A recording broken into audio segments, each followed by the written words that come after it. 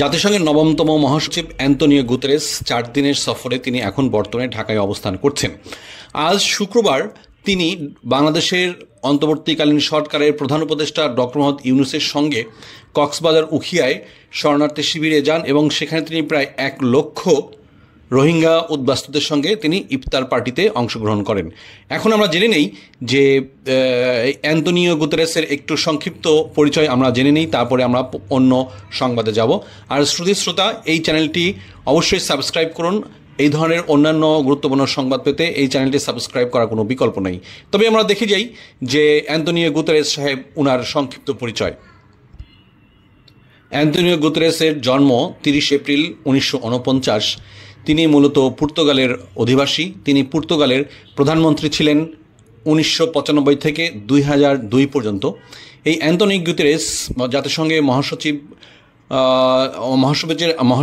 হওয়ার আগে তিনি স্থলাভিষিক্ত হন হচ্ছে বান কি মুন। তার আগে বান কি মুন মহাসচিব ছিল, তিনি ছিলেন হচ্ছে দক্ষিণ কোরিয়ার বাসিন্দা। দক্ষিণ কোরিয়ার তিনি একজন মন্ত্রী ছিলেন।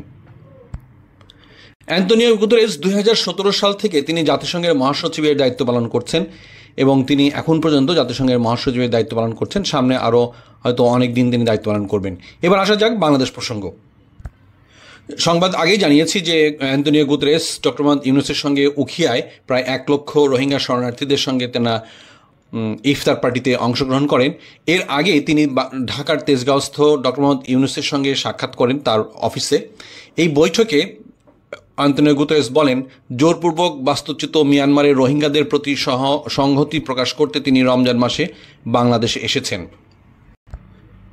তিনি বাংলাদেশের 12 লাখ রোহিঙ্গাদের অবস্থান প্রসঙ্গে আরও বলেন, পৃথিবীতে এতটা বৈষম্যের শিকার অন্য কোনো জাতিগোষ্ঠী আমি দেখিনি। রোহিঙ্গাদের আশ্রয়দানের প্রসঙ্গে তিনি বাংলাদেশের প্রশংসা করে বলেন, অপরিসীম কৃতজ্ঞতা প্রকাশ করে বলেন, বাংলাদেশ রোহিঙ্গাদের প্রতি অত্যন্ত উদারতা দেখিয়েছে।